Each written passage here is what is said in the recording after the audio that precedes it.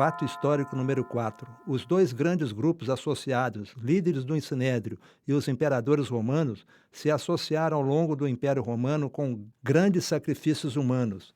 Foi com esse mesmo espírito de rejeição e ódio ao nome verdadeiro que salva, atribuída à humildade e simplicidade do Messias, que os líderes do Sinédrio, Anás e Caifás, associaram-se ao governo do Império Romano para condenar o Messias, seus discípulos e seguidores nos primeiros séculos. Esse ódio se estendeu até o tempo do Coliseu Romano. O anfiteatro Flávio, conhecido como Coliseu Romano, erigido no primeiro século depois de Cristo, por ordem do imperador da dinastia Flávia, o Coliseu é considerado um monumento colossal que era uma obra de alto nível da arquitetura e construção romana e se tornou popular pelos espetáculos de lutas e combates de gladiadores em festivais no calendário romano. Nesses slides, vemos o Coliseu Romano nas suas ruínas internas, palco onde os judeus messiânicos e cristãos não se curvaram aos deuses pagãos, preferindo a morte do que desagradar ao Deus único e Criador. Cenas horríveis aconteceram com muita frequência no Coliseu Romano, onde feras famintas atacavam e devoravam cristãos que não se curvavam às falsas adorações de imperadores romanos nem a seus deuses. O Império Romano prosseguiu na forte perseguição aos judeus cristãos do segundo século e terceiro séculos. O clima da perseguição se deu sob o governo de Diocleciano e Galério no final do segundo século e o início do quarto século. Esta é considerada a maior de todas as perseguições, iniciando com uma série de 4 éditos proibindo certas práticas cristãs, de uma ordem de prisão do clero, perseguição que se intensificou até que se ordenasse todos os cristãos do império que sacrificassem aos deuses imperiais sob pena de execução caso se recusassem. A religião na Roma antiga caracterizou-se pelo politeísmo, com elementos que combinaram influências de diversos cultos ao longo da sua história. Desse modo, em sua origem, crenças etruscas, gregas, orientais foram sendo incorporadas aos costumes já tradicionais de acordo com a sua efetividade. A ideia de efetividade de um ritual para agradar um deus ou deuses é a ideia que permeia o cenário religioso da época. Alguns deuses romanos foram incorporados às regiões conquistadas. O Estado romano propagava uma religião oficial que prestava culto aos grandes deuses, como o exemplo Júpiter, pai dos deuses, Marte, deus da guerra, Minerva, deusa da sabedoria e da justiça. Em honra desses deuses, eram realizados festivais, jogos, sacrifícios e outras cerimônias. Nesses slides, vemos uma tela de Jean Leon Gérôme. Vemos os cristãos na arena em sua última oração antes de serem atacados pelas feras famintas e em todo o perímetro da arena, tochas humanas de cristãos crucificados ardendo ao fogo, num retrato da crueldade impressionante dos terríveis imperadores romanos. Cenas de extremas maldades eram apresentadas todos os dias no Coliseu Romano. Cristãos orando sem nenhuma proteção física, rodeados por feras famintas, prestes a atacar, enquanto outros nas cruzes eram queimados. Cenas que ficaram registradas por pintores e historiadores, sendo difícil de acreditar que tal crueldade pudesse um dia ter ocorrido com a anuência de imperadores que dominavam grande extensão territorial, sobrepujando com maldades terríveis as pessoas inocentes que não se curvavam aos imperadores nem a seus deuses. Uma cruz existe até os dias de hoje no Coliseu Romano, lembrando o horrendo palco do sacrifício dos judeus messiânicos e cristãos gentios, convertidos no segundo século, depois de Cristo. No período profético do cavalo vermelho que conhecemos nas profecias do Apocalipse.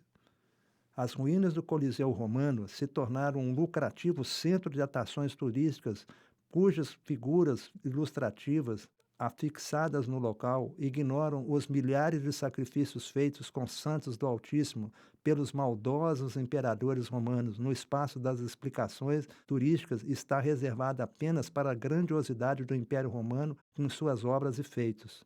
É estarrecedora a tremenda maldade de fatos históricos comprovam que a ação maldosa dos imperadores romanos que odiaram os cristãos por não se curvarem aos deuses pagãos, nem a pretensa glória dos imperadores romanos.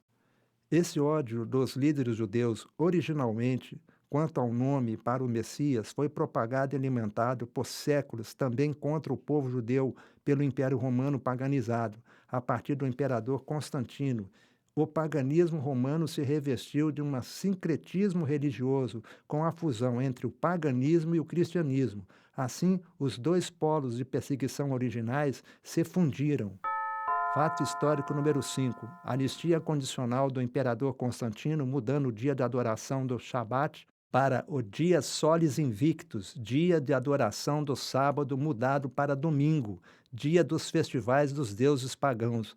O decreto dominical de Constantino, no dia 7 de março do ano 321, anistiando os cristãos, mas mudando o dia do culto do sábado do Senhor para o domingo, dia do Deus Sol, para os pagãos. Este símbolo do Sol é adorado até os dias de hoje pela Igreja de Roma. Os impérios e fatos históricos comprovam, desde os tempos muito antigos, os impérios mundiais que vêm desde a Babilônia, Medo-Persa, Grécia, Roma, até chegar ao poder do chifre pequeno, que nós estamos vivendo aí a nova ordem mundial, sempre existiu o dia pagão a partir da data de 7 de março de 321, editado no ano 325, 330, como o dia de adoração ao Deus Sol, dia Solis Invictus, dia do Sol vencedor, Sunday em inglês, dia do Sol, domingo, confirmado e formatado pela Igreja de Roma até os dias de hoje, tendo como ícone simbólico o Sol para a procissão do Santíssimo, falsa adoração plenamente. Fato histórico número 6: mesmo com a anistia condicional de Constantino, a tendência de ódio aos judeus pelo Império Romano continuou até a Idade Média, com o sincretismo religioso do Estado romano. O Império Romano deu lugar a uma forte Igreja de Roma, que continuou odiando os judeus messiânicos, monoteístas e seguidores do Messias, queimando-os nas fogueiras da Inquisição Católica em vários países da Europa, como a Itália, França, Espanha e Portugal. Os judeus foram rotulados pelos líderes romanos religiosos e assassinos de Cristo na Inquisição Católica. Milhares de judeus, incluindo árabes, que também tinham a fé num único Deus, foram queimados vivos nas horrendas fogueiras da Inquisição. Os mártires não aceitaram adorar a adoração politeísta de vários deuses. Esse fascículo da Enciclopédia pela Imagem, editado pela livraria Lelo Limitada, da cidade de Porto, Portugal, me chegou às mãos quando eu tinha apenas 10 anos de idade, e desde então eu me surpreendia ao ler as atrocidades cometidas contra os judeus cristãos que não aceitavam as adorações de imagens e esculturas do cristianismo paganizado da Igreja de Roma. A falsa adoração, pecado de milênios, que mais desagrada ao único Deus Criador com seu único Filho amado, gerado do Pai, pelo qual todas as coisas foram criadas.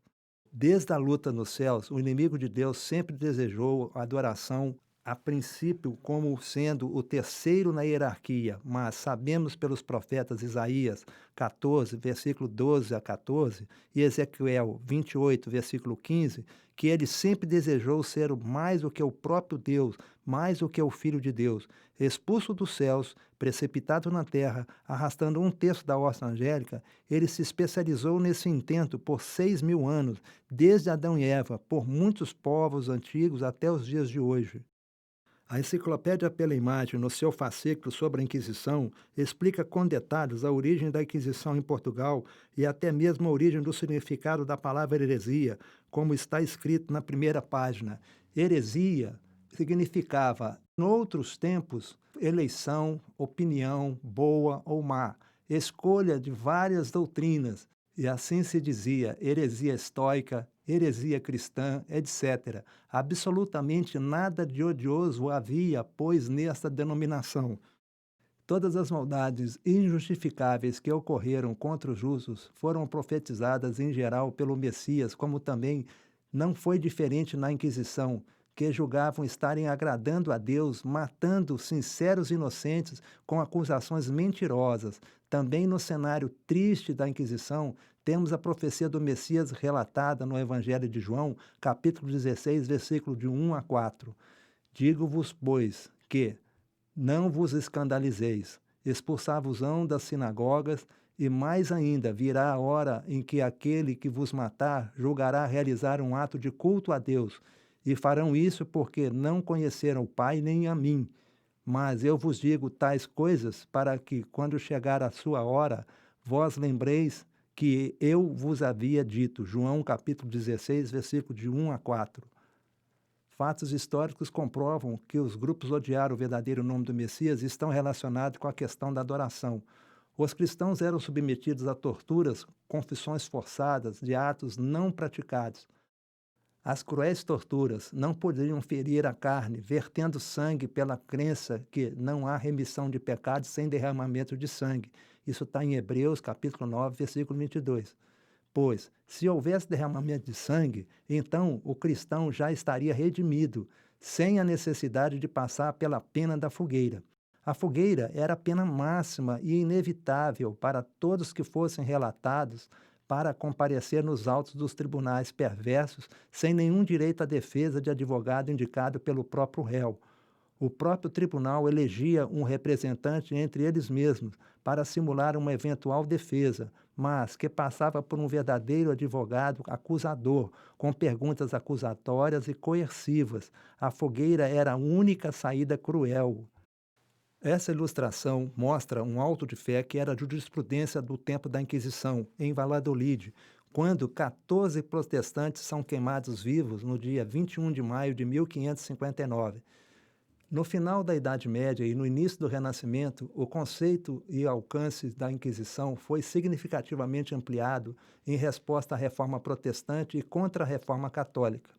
O seu âmbito geográfico foi expandido para outros países europeus, resultando na Inquisição Espanhola e Inquisição Portuguesa.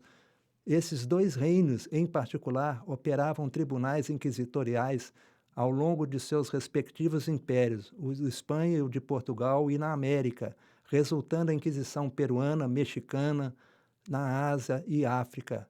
Um foco particular dessas inquisições espanhola e portuguesa era converter forçosamente os judeus e muçulmanos ao catolicismo, e em parte porque esses grupos minoritários eram mais numerosos, como fugitivos e refugiados na Espanha e em Portugal, do que em muitas outras partes da Europa, e em parte porque muitas vezes eles eram considerados suspeitos devido à suposição de que haviam secretamente voltado a praticar suas religiões anteriores. Fato histórico número 7. Com o sincretismo religioso do Estado romano, formatado na tendência ao ódio dos judeus, desde o Império Romano, continuou até a Idade Média com uma terrível inquisição, conspiração contra os judeus, continuou e se propagou na Segunda Guerra Mundial até os dias de hoje com maldições e ameaças. A perseguição com ódio ao povo judeu, acusado pelos patrísticos da Igreja de Roma como sendo os assassinos do Messias, prosseguiu até os tempos da Segunda Guerra Mundial, onde 6 milhões de judeus foram mortos, com total anuência de Roma papal. A prova disso é que Ahmadinejad, primeiro-ministro do Irã, em setembro de 2012, foi noticiado em vários jornais o que a frase que ele disse: Ahmadinejad diz que Israel será eliminada do mapa no Oriente Médio.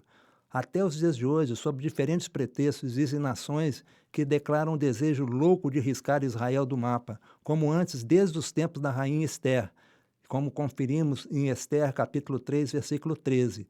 Através de correios, foram enviados a todas as províncias do reino cartas mandando destruir e matar e exterminar todos os judeus, desde os adolescentes até os velhos, inclusive crianças e mulheres, num só dia. No dia 13 do 12º mês, que é Adar, esse decreto manda confiscar os seus bens. Isso está em Esther, capítulo 3, versículo 13. O Papa Pio XII se aliou ao Reich alemão em acordos. Presumivelmente, esse fato poupou o milionário acervo artístico e cultural do Estado do Vaticano de ser destruído pelos bombardeios da Segunda Grande Guerra Mundial, como aconteceu em outros países, a exemplo da França. Nesses slides, vemos a saudação nazista do grito Heil Hitler, que comprova o acesso comum e conivente com o Reich alemão. O Estado do Vaticano esteve conivente com o poder do nazismo alemão, enquanto cerca de 6 milhões de judeus eram mortos em fuzilamentos, câmaras de gás, nos campos de concentração. Fato histórico número 8. O nome odiado foi escolhido pelo Pai Celestial e revelado a José. Fonte da Bíblia de Jerusalém vai comprovar claramente o que vamos agora explicar. Na Bíblia de Jerusalém, capítulo 1 de Mateus, versículo 21, nós encontramos: Ela dará luz a um filho e tu o chamarás com o nome de Jesus, pois ele salvará o seu povo dos seus pecados. E tudo isso aconteceu para que se cumprisse o que o Senhor havia dito pelo profeta. Esse profeta nós entendemos ser Daniel capítulo 9, versículo 25 a 27. A profecia de Daniel 9, 25 a 27 relata os tempos da primeira vinda e morte do Messias com precisão. Fica sabendo, pois, e compreende isso. Desde a promulgação do decreto sobre o retorno e reconstrução de Jerusalém até um príncipe ungido, haverá 7 semanas. Durante as 62 semanas serão novamente construídas praças e muralhas, embora em tempos calamitosos. Depois das 62 semanas, um ungido será eliminado, embora ele não tenha. A Bíblia de Jerusalém deixou isso em aberto e falta uma palavra. Ela sugere que seja pecado. Então ficaria, embora ele não tenha pecado. E a cidade e o santuário serão destruídos por um príncipe que virá. Seu fim será no cataclismo e até o fim a guerra, desolações decretadas. Ele confirmará uma aliança com muitos durante uma semana e pelo tempo de meia semana fará cessar o sacrifício e a oblação. E sobre a nave do templo estará a abominação da desolação até o fim, até o termo fixado para o desolador. Considerando o critério cada dia por um ano, com a profecia de Daniel 9, podemos traçar o diagrama dos 5 tempos de Daniel, de Babilônia até o tempo do fim, a partir das 70 semanas, onde temos 7 semanas e mais 62 semanas, totalizando 69 semanas, sendo que, na última semana, no meio dela, seria morto um ungido, que faria aliança por uma semana com seu povo. Do mesmo início, a partir do decreto para restaurar e edificar a cidade, associando a outra profecia de Daniel 8,14, chegamos ao início do tempo do fim, isto é, no tempo atual de Laodiceia, conforme as 7 cartas do livro do Apocalipse. Além das profecias de Daniel, existem centenas de outras profecias no Antigo Testamento, sendo cumpridas literalmente no Novo Testamento. Podemos enumerar pelo menos cerca de 365 profecias messiânicas. Vamos dar um zoom para comentarmos algumas com precisão profética. A primeira profecia está no livro de Gênesis, capítulo 3, versículo 15, onde a semente da mulher iria esmagar a cabeça da serpente, Satanás. O livro de Gênesis apresenta muitas outras, como o livro do Êxodo, Levíticos, assim também como no livro de Números, Deuteronômio, Ruth, Samuel, Reis, Crônicas, o livro de Jó. No livro de Salmos, temos inúmeras notáveis profecias também, com muitos detalhes da primeira vinda do Messias. Temos salmos e mais salmos profetizando a vinda do Messias. O livro de Salmos apresenta detalhes preciosos, até mesmo do caráter de fidelidade do Messias, na sua obra, de seus títulos como filho de Davi, filho do homem, semente de Davi, detalha seu caráter compassivo, misericordioso e justo, tudo de modo claro e simples. Também o profeta Isaías foi um dos que mais escreveu sobre a vinda do Messias. Isaías profetizou que o Messias viria para salvar, que viria como um pastor compassivo, doador da vida, como um servo fiel, manso, humilde, como um único Salvador. É impressionante a riqueza de detalhes nas profecias messiânicas, como em Isaías profetizou que o Messias viria como um homem comum, que seria menosprezado, que seria morto com seu sangue para fazer expiação por todos os pecados, que ele iria crescer de uma família pobre, mas seu sacrifício proporcionaria paz entre os homens e Deus. Desde as notáveis profecias de Isaías, podemos destacar o capítulo 59, que ele viria para prover salvação, que seria intercessor entre Deus e o homem. Além das profecias de Isaías, temos Jeremias, Ezequiel, todos profetizando sobre o Messias, e todas essas profecias se cumpriram no Novo Testamento. Além de Daniel, que já citamos, temos ainda o profeta Oséias, Joel, Ageu, Ezequiel, Amós, Rabacuque, Zacarias, mas Miqueias precisou claramente onde seria o nascimento do Messias. E tu, Belém Eufrata, pequena demais para figurar como grupo de milhares de Judá, que de ti me sairá o que há de reinar em Israel, e cujas origens são desde os tempos antigos, desde os dias da eternidade. Isso está no livro de Miqueias, capítulo 5, versículo 2. Zacarias profetizou que o Messias seria traído com 30 moedas de prata, e de fato aconteceu em Mateus capítulo 26, versículos 14 e 15. Malaquias profetizou que o Messias seria mensageiro de nova aliança, se cumprindo em Lucas capítulo 4, versículo 43. Assim, temos a certeza comprovada quanto à importância da investigação do nome para os cumprimentos proféticos do Novo Testamento, que atestam a veracidade bíblica com segurança para as demais profecias do Antigo Testamento, que estão se cumprindo e ainda por serem cumpridas até a volta gloriosa do Messias. Fato histórico número 9. O nome odiado foi escolhido pelo Pai e o Pai explica o nome. Como vimos em Mateus capítulo 1, versículo 21, nós temos a explicação do porquê do nome, porque salvará o seu povo dos pecados. E na sequência, Deus também explica, através do anjo, que diz à Virgem a seguinte frase: Eis que a Virgem concederá e dará luz ao filho e chamarão com o nome Emanuel. Ele explica também como o filho seria aclamado pelo seu povo. Fato histórico número 10. Mateus escreveu em hebraico e a Bíblia indica a troca do nome ao pé da página, pois o nome Jesus não originou no primeiro século. A Bíblia de Jerusalém, de forma fiel e notória, mostra claramente no texto de Mateus 1:21, indicado por uma letra F no pé da página, que o nome foi dado no original em hebraico, sendo Yehoshua, que traduzido significa Yahvé salva, explicando Tácito explicitamente que a tradução do nome revela o porquê do nome em sua missão de salvação do seu povo dos seus pecados. Assim, fica claro que o nome original foi trocado, pois, como era o nome odiado pelos inimigos de Deus, as Bíblias, a partir das primeiras impressões, já mantiveram o nome falso de Jesus sem nenhuma tradução para a salvação, pois foi alterado o verdadeiro significado a partir do hebraico, para um nome comum sem relevância original, sendo repetido por séculos e séculos de erro nas Bíblias, como se fosse o nome verdadeiro. Fato histórico número 11.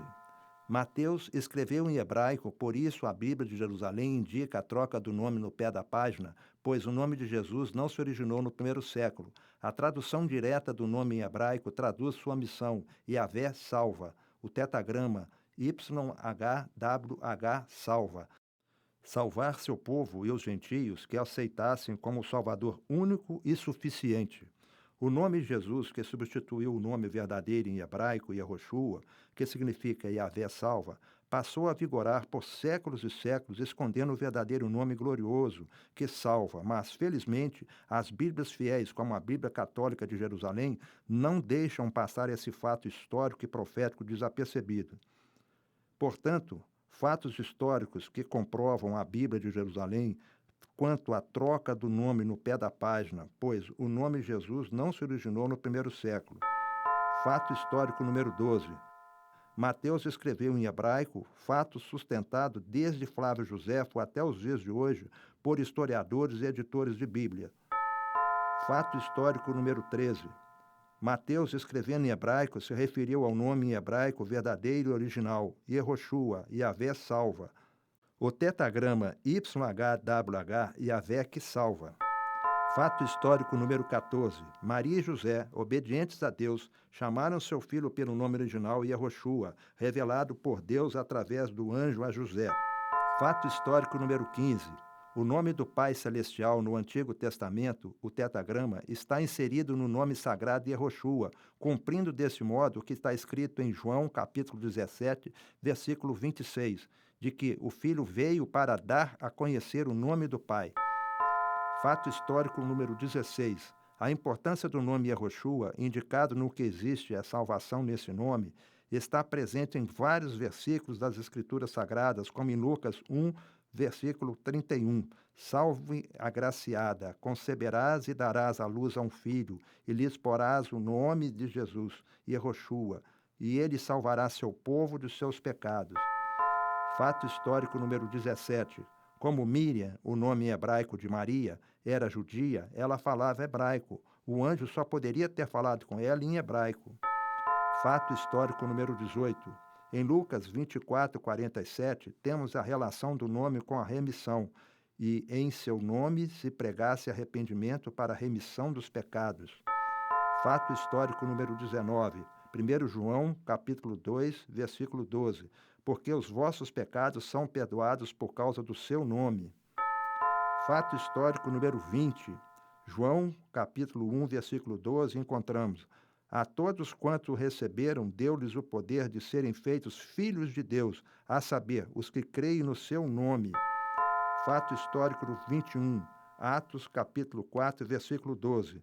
E não há salvação em nenhum outro, porque abaixo do céu não existe nenhum outro nome dado entre os homens pelo qual importa que sejamos salvos.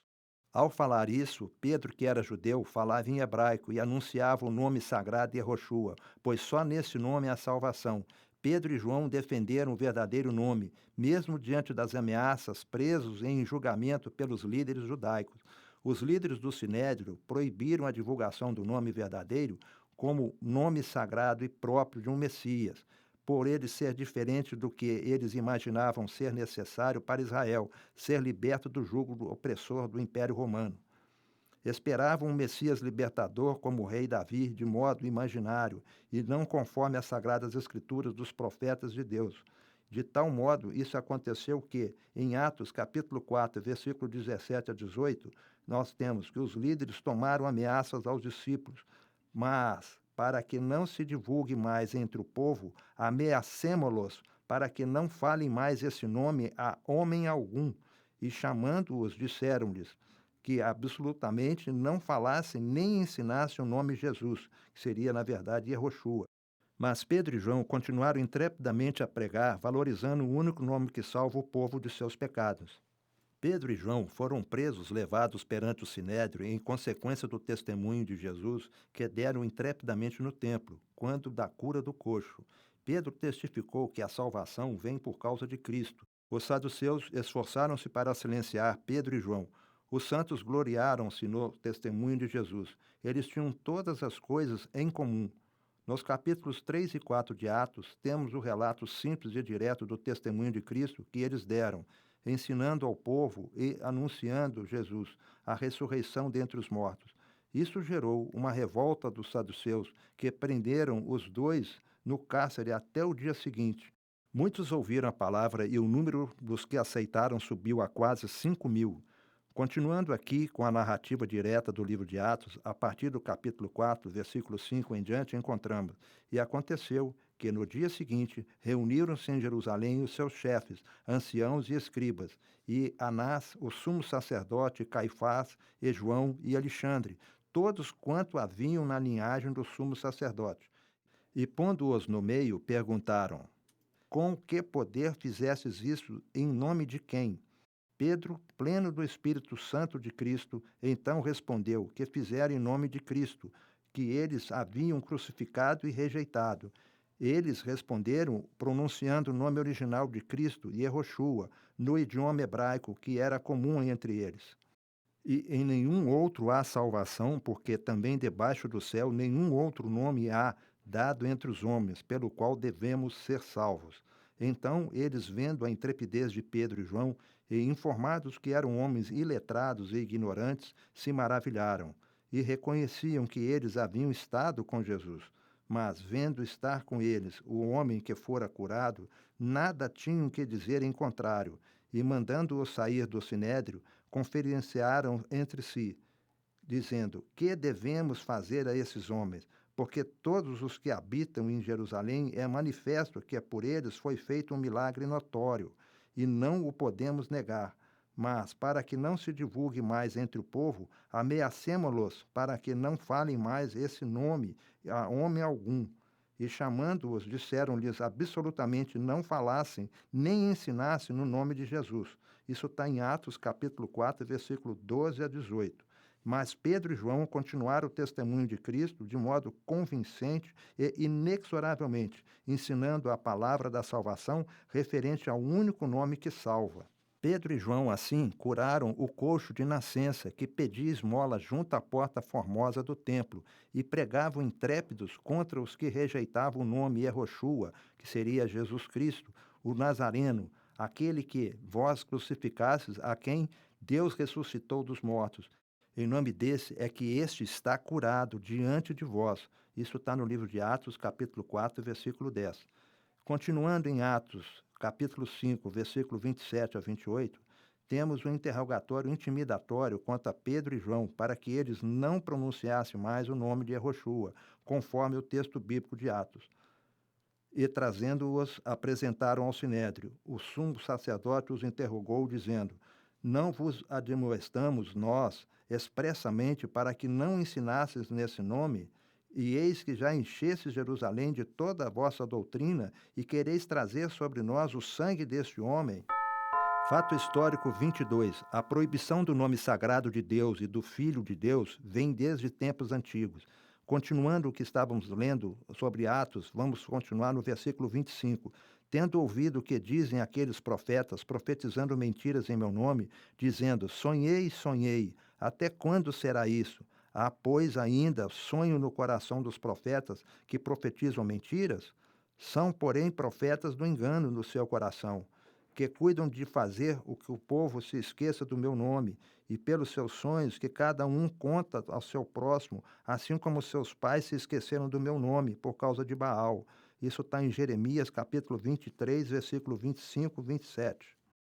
Continue assistindo a sequência no vídeo 2, pois teremos mais fatos históricos que nos levarão a conclusões surpreendentes.